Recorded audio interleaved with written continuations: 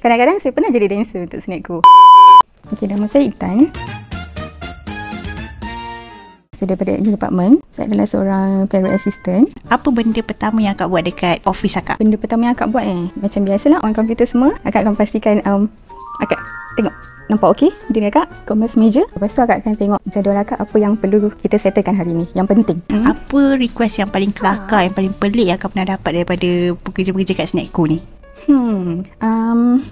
Okey, contohnya sekarang saya kerja sebagai payroll assistant, tapi tiba-tiba saya jadi talent pula. Kadang-kadang saya pernah jadi dancer untuk Snackku.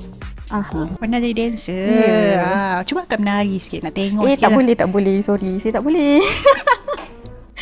Next time saya akan tunjuk. Okay, next time tunggu for part 2. Cabaran terbesar dekat admin, cabaran untuk saya lah dalam saya punya skop kerja, kalau macam sistem ada masalah, kena buat manual benda tu.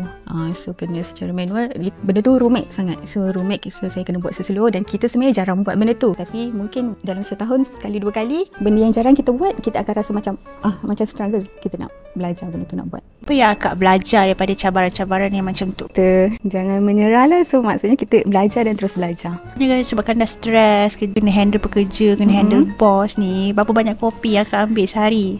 2 kali. 2 kali sehari? 2 kali sehari. Pagi, kadang-kadang petang lah. Favorite snack akak dekat Snackku? Saya paling suka ialah Mimi. Akak suka ke kerja kat Snackku ni? Mestilah suka. Kalau tak suka, takkan saya kerja sini sampai 20 tahun. 20 tahun? Ya. Oh, okey. Apa career advice akak untuk orang kat luar sana, especially untuk budak-budak yang tengah cari kerja, and kalau diorang nak apply kerja kat Snackku ni sendiri?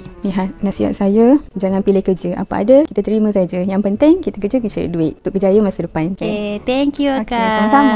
Okay.